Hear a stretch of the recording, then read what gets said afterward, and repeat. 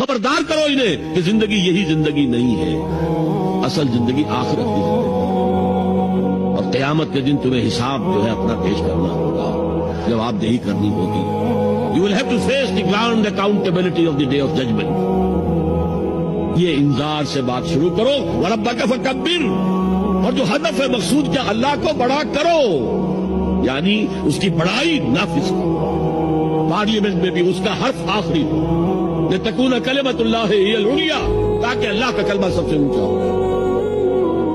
یہ نہیں کہ صاحب ہمارے تو 60% لوگوں نے یہ رائے دے دی، بس اب ہم نہیں جانتے کہ قرآن میں کیا ہے یا کسی اور آسمانی ہدایت میں کیا ہے، تورات میں کیا ہے، انجیل میں کیا، ہم نہیں جانتے.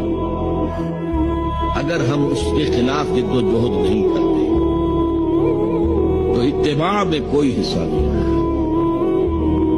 جو اطاعت تھوڑی بہت ہم کر رہے ہیں وہ بھی جزوی ہے، کلی نہیں ہے. اسی لیے دنیا کی رسوائی وہ تو ہمارے ماتھے پر لکھی ہے. ضربت علیہم الذلۃ والمسکنۃ وباؤوا بغضب من اللہ. آج ہمارا حال یہ ہے.